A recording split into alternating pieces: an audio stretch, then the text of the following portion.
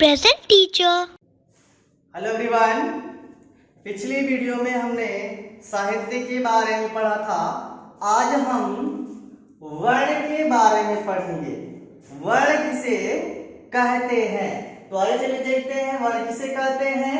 तो भाषा की वह छोटी से छोटी ध्वनि जिसके खंड न हो सके वर्ण कहलाती है, या इसको कह सकते हैं जिसका खंड सार्थक न हो, जिसका खंड सार्थक न हो उसको हम वर्ण कहते हैं। जैसे एग्जांपल में हम ले लेंगे, उदाहरण में ले लेंगे अ ई उ ए क च ट त प आदि। ये सब क्या है? ये सब वर्ण है। इनका खंड नहीं हो सकता है। जैसे उदाहरण हम ले सकते हैं, क को ले लेंगे। यहाँ पे क का जब हम खंड करेंगे तो कोई सार्थक अर्थ नहीं निकलेगा, इसीलिए क का खंडन नहीं हो सकता है। क को खंडित नहीं कर सकते हैं। जैसे आप देखेंगे क का खंड करेंगे तो क हलंत प्लस अ निकल जाएगा इसमें से, तो ना ही यहाँ पे कोई क का अर्थ निकलेगा और ना ही यहाँ पे अ का अर्थ निकलेगा। अतः दोनों का खंड करने के उपरांत कोई सार्थक अर्थ नहीं आएगा, इसीलिए क वर्ण का खंड नहीं हो सकता है। खंड न होने के कारण ही क को वर्ण कहा जाता है। अब देखिए, वर्ण पढ़ने के बाद हम आ जाएंगे, अब सीधे आएंगे हम वर्णमाला को, कि वर्णमाला किसे कहते हैं। तो वर्णमाला देखिए, वर्णों के व्यवस्थित समूह को वर्णमाला कहा जाता है। वर्णों का जो व्यवस्थित समूह होता है उसी समूह को, सार्थक समूह को ही हम वर्णमाला कहते हैं। जैसे अगर हम वर्णमाला को देखें, उच्चारण और प्रयोग की दृष्टि से देखते हैं, उच्चारण और प्रयोग की दृष्टि से देखें तो इसके दो रूप हैं। पहला है स्वर, पहला हो जाता है स्वर। अब देखिए, स्वर के अंतर्गत कौन कौन से वर्ण आ जाते हैं। तो स्वर में आपका आ जाता है अ, हो जाता है आ, ए, बड़ी ई, उ, बड़ा उ, ऋषि, ए, ऐ, ओ, औ। ये क्या है? स्वर वर्ण है। ये स्वर वर्ण है। हिंदी में स्वर वर्णों की संख्या 11 है, जो इस प्रकार से है। और इसमें से अंग और अह, अब देखिए इसमें बच जाता है, अंग बच जाता है और अह बच जाता है। तो अंग क्यों स्वर नहीं है? अब यहाँ पे देखेंगे अंग स्वर क्यों नहीं है, क्योंकि इसमें देखिए अनुस्वार लगा हुआ है। अनुस्वार का यहाँ पे चिन्ह आप देख रहे हैं, ये आपका क्या है? अनुस्वार है। ये अनुस्वार हो गया। और यहाँ पे अ के साथ देख रहे हैं बिंदी लगा हुआ है, यह विसर्ग है। ये ह का उच्चारण कराता है, अतः ये क्या है? विसर्ग है। यह विसर्ग है। अंग का उच्चारण जब हम करते हैं तो अनुस्वार, यानी यहाँ पे एक बिंदी लगा हुआ है जो अंग का उच्चारण करता है, अनुस्वार हो जाता है। और अह, ये ह का बोध कराता है, ह का उच्चारण करा देता है, यह विसर्ग होता है। इसीलिए अंग और अह को स्वर नहीं माना जाता है। हाँ, इन दोनों को, अंग और अह को आयोग वाह कहा जाता है। आयोग वाह, इनको आयोगवाह कहा जाता है, इसीलिए स्वर नहीं है। तो उच्चारण की दृष्टि से हम स्वर को देखें, दूसरा वेद इसका क्या है? व्यंजन है। दूसरा वेद है इसका व्यंजन। अब व्यंजन के अंतर्गत कौन कौन से वर्ण आते हैं और वर्णों का समूह क्या है, व्यवस्थित रूप क्या है, तो हम ले लेंगे सबसे पहले क वर्ग को ले लेंगे।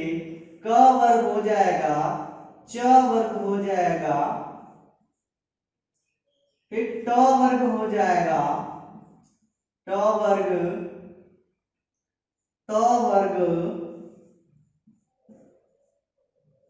फिर प वर्ग हो जाएगा। अब देखिए क वर्ग के अंतर्गत व्यवस्थित वर्ण क्या है, तो क वर्ग के अंतर्गत हम देखेंगे तो हो जाता है क,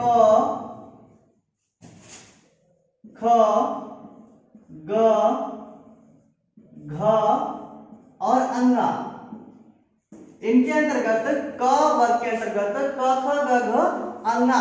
अब देखिए व्यवस्थित हो गया, क वर्ग के अंतर्गत व्यवस्थित हो गया, इसीलिए सार्थक हो जाने के कारण ही वर्णमाला कहा जाता है। अब देखिए च वर्ग के अंतर्गत आ जाता है च, छ, ज, झ और ञ। इसी प्रकार ट वर्ग में ट, ठ, ठ, ड, ढ और ड़, ट, ठ, ड, ढ, ड़ हो जाता है।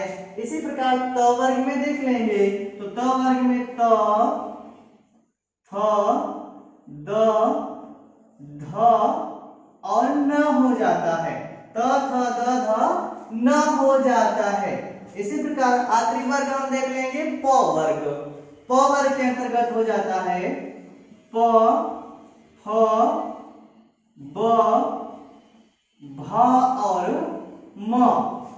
ये देखिए जो वर्ण है एक व्यवस्थित रूप में, एक क्रम में है, एक व्यवस्थित रूप में इनको रखा गया है, एक व्यवस्थित समूह में इनको रखा गया है, इसीलिए इनको हम वर्णमाला कहते हैं। देखिए एक बार रिपीट करना चाहेंगे हम, वर्णमाला किसे कहते हैं, तो वर्णों के व्यवस्थित समूह को ही वर्णमाला कहा जाता है।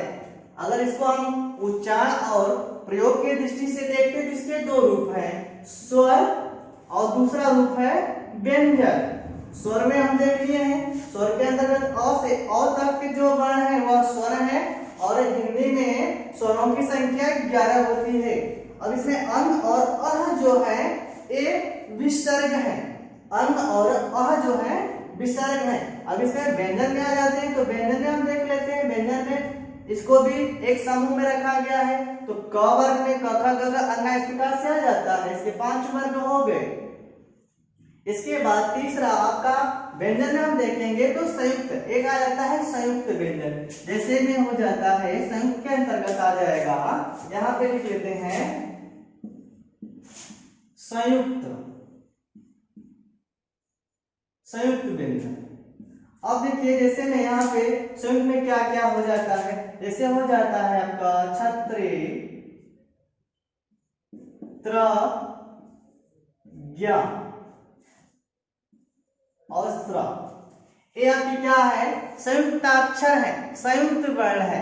तो संयुक्त वर्ण किसे कहते हैं, वे वर्ण जिनका, वे वर्ण जो दो वर्णों के मेल से बने होते हैं, जिनका दो वर्णों के मेल से बना होता है, जो वर्ण दो वर्णों के मेल से बने होते हैं, ऐसे वर्ण को संयुक्त व्यंजन कहा जाता है। क्योंकि छत्र, त्र, ज्ञ और स्त्र ये क्या है, संयुक्ताक्षर है, यह मूल नहीं है, इसीलिए इनकी गणना व्यंजन में नहीं होती है, इनको व्यंजन नहीं माना जाता है, अतः ये संयुक्त व्यंजन हो जाते हैं। जैसे कि यहाँ पर हम देख लेंगे ये संयुक्त कैसे है, तो क प्लस खटखोर सा जब हम कर देते हैं तो ये बन जाता है छत्र छ। इसी प्रकार से हम त प्लस र करेंगे तो ये बन जाता है त्र।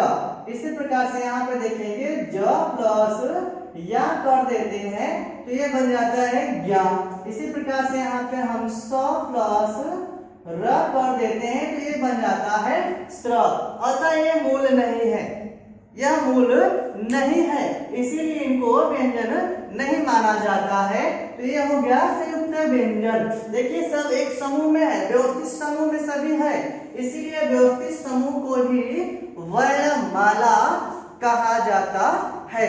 आखिरी बार इसको करेंगे, वर्णमाला किसे कहते हैं, तो वर्णों के व्यवस्थित समूह को ही वर्णमाला कहा जाता है। अगर हम इसको उच्चारण और प्रयोग की दृष्टि से देखते हैं तो इसके दो रूप हो जाते हैं, दो भेद हो जाते हैं, स्वर हो जाता है, व्यंजन हो जाता है। और स्वर के अंतर्गत क्या 11 स्वर आ जाते हैं, अन और अह एक अयोगवा हो जाते हैं, और व्यंजन में देखें तो संयुक्ताक्षर के रूप में छत्रित, ज्ञ और स को ले लिया जाता है।